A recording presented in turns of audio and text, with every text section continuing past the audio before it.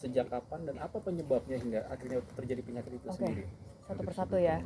Iya. Jadi sorry karena udah mulai agak karena masih belum pulih 100%. Jadi sekarang ini karena saya tuh ada sebenarnya dari sananya tuh ada bilangnya tuh vertigo something. Jadi kalau misalnya kayak saya yang kalau duduk terus tiba-tiba berdiri suka kayak kelingan gitu kan. Nah jadi nih karena kemarin pas lagi baru operasi, jadi kan otomatis kan ada darah yang keluar gitu, jadi kayak lebih tambah bikin semeriwing gitu lah gitu. Jadi pelan-pelan ya, sabar.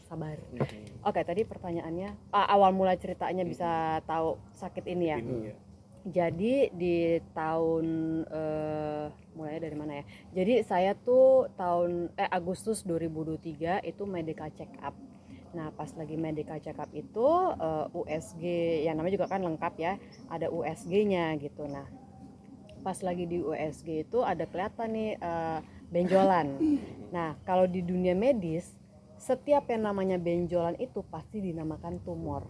Tapi, nah di sini yang saya juga mau kasih tahu ke semua teman-teman, untung ada banyak teman-teman media nih, jadi bisa membantu untuk bisa menyebarkan informasi kalau yang namanya tumor itu tidak berarti berbahaya. Karena kalau orang udah dengar tumor kan pasti negatif, pasti berbahaya, pasti bisa menakutkan lah ya. Iya betul, serem, menakutkan, akan bisa merenggut nyawa gitu-gitu kan. Tapi sebenarnya enggak. Di dunia medis namanya benjolan itu pasti tumor. Nah, untuk kita bisa mengetahui tumor itu berbahaya ataupun jinak itu memang harus diambil dengan cara operasi. Nah, dari operasi itu nanti spesimen tersebut akan dilakukan tes selanjutnya, tes PA-nya tuh bukan PA, tapi PA patologi anatomi yang nanti akan dicek lagi itu berbahaya atau jinak gitu. Nah jadi pas kemarin saya USG ketahuan kan ada tumor itu, terus saya konsultasi dengan teman-teman dokter saya,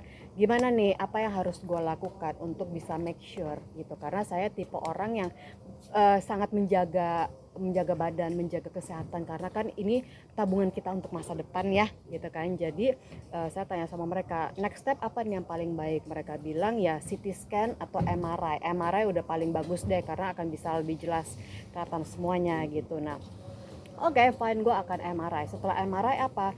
Kalau lo mau langsung nih Put, operasi untuk dites PA tersebut gitu. Nah cuman kan kalau orang di luar rahim, jadi in between rahim dan juga kulit gitu. Jadi kalau misalnya ini rahim, ini kulit, dia di tengahnya gitu. Jadi di luar, nggak nempel gitu. Jadi syukur, puji Tuhan, alhamdulillah tidak perlu sampai rahim diangkat karena saya early detection gitu. Nah di sini saya juga mau mengingatkan teman-teman jangan takut untuk ngecek. Early detection is the best gitu, karena semakin cepat kita mengetahui ada yang salah dengan badan kita, kita jadi bisa lebih cepat lagi untuk tahu solusi apa nih, apakah minum obat aja cukup atau sampai harus ada tindakan yang lain gitu. Nah jadi early detection, cek, tes, jangan takut gitu, karena semakin kita takut akan semakin lama lagi kita mengambil keputusan itu justru kan malah bikin kondisi tersebut amit-amit lebih parah lagi gitu. Nah jadi di situ sih Mas saya taunya gitu, sampai akhirnya kemarin tanggal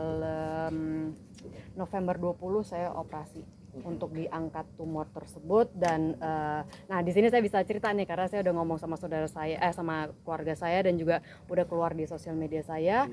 Kemarin hari Rabu saya kan kontrol ke dokter untuk buka perban, dan juga kita bisa baca bersama hasil PA tersebut, dan syukur puji Tuhan alhamdulillah hasil PA saya tumor saya jinak gitu. Jadi ya itu sih kenapa saya benar-benar rekomend teman-teman cek early detection, jadi supaya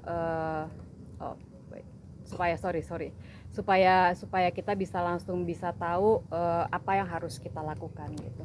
Itu mungkin ada Pak